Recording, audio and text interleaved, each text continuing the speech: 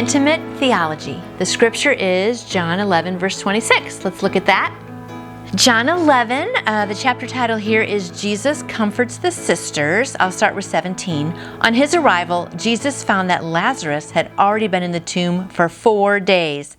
Bethany was less than 2 miles from Jerusalem, and many Jews had come to Mary and Martha to comfort them in the loss of their brother. 21. Lord, Martha said to Jesus, if you had been here, my brother would not have died. But I know that even now God will give you whatever you ask. Jesus said to her, your brother will rise again. Martha answered, I know he will rise again in the resurrection at the last day.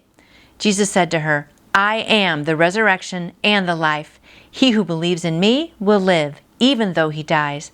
And whoever lives and believes in me will never die. Do you believe this?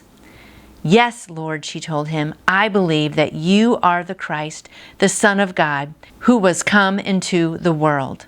Intimate theology. Martha believed in the power available to Jesus Christ. She believed that if he had been there, he could have healed her brother.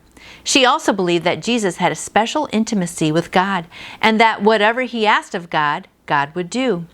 But she needed a closer personal intimacy with Jesus. Martha's theology had its fulfillment in the future, but Jesus continued to attract and draw her in until her belief became an intimate possession. It then slowly emerged into a personal inheritance. Yes, Lord, I believe that you are the Christ. 11:27. Is the Lord dealing with you in the same way? Is Jesus teaching you to have a personal intimacy with himself? Allow him to drive his question home to you. Do you believe this? Are you facing an area of doubt in your life? Have you come, like Martha, to the crossroads of overwhelming circumstances where your theology is about to become a very personal belief? This happens only when a personal problem brings the awareness of our personal need. To believe is to commit. In the area of intellectual learning, I commit myself mentally and reject anything not related to that belief.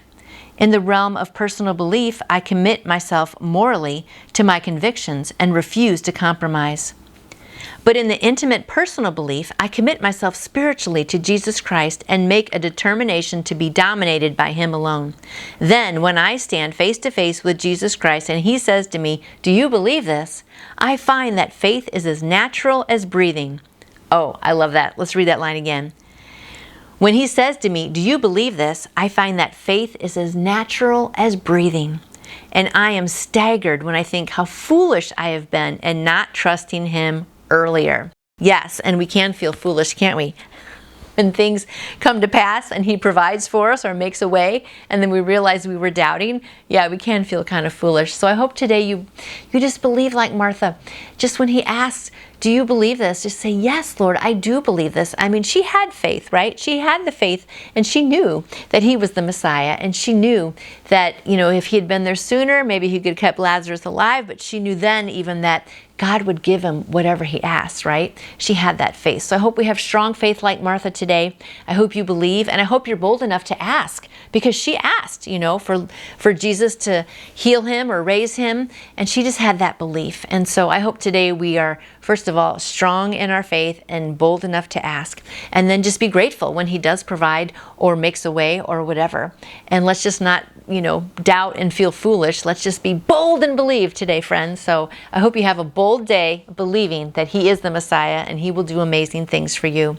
And you have a blessed day. You can order your own copy of the My Utmost for His Highest devotional book by going to utmost.org. And I would love to answer any questions you may have about faith in Jesus. Just email me through my website, nancyjoytoyou.com. And I hope you go out and shine for him today. See you tomorrow.